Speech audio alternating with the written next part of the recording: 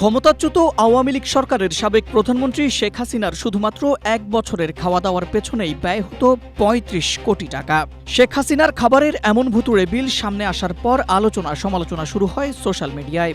রোববার জাতীয় সংসদে এক প্রশ্নের জবাবে অর্থমন্ত্রী আমির খসরু মাহমুদ চৌধুরী সাবেক প্রধানমন্ত্রী শেখ হাসিনার খাবারের এমন অস্বাভাবিক ব্যয়ের কথা জানান। তিনি বলেন, এমন খরচ শুধু একটি খাতেই সীমাবদ্ধ নয়, আরও অনেক খাতেই একই ধরনের খরচ রয়েছে। অর্থমন্ত্রী বলেন, মুজিববর্ষ উদযাপন উপলক্ষে প্রতিটি জেলা উপজেলায় বিভিন্ন ধরনের কর্মসূচি বাস্তবায়ন এবং শেখ মুজিবের ছবি ও বেদি তৈরি বিভিন্ন সরকারি অফিসে ব্রোঞ্জ, তামা, মার্বেল, পাথরের মূর্তি বানাতে এবং রাষ্ট্রীয়ভাবে সময় গণনার ডিজিটাল বোর্ড তৈরি করতে সব মন্ত্রণালয় ও বিভাগ কর্তৃক সর্বমোট জীবন অবাক না করলে কে করবে? 28% মিল্ক ফ্যাটের অবাক করার সাথে ফ্রেশ মিল্ক পাউডার। জীবন অবাক করুক প্রতিদিন।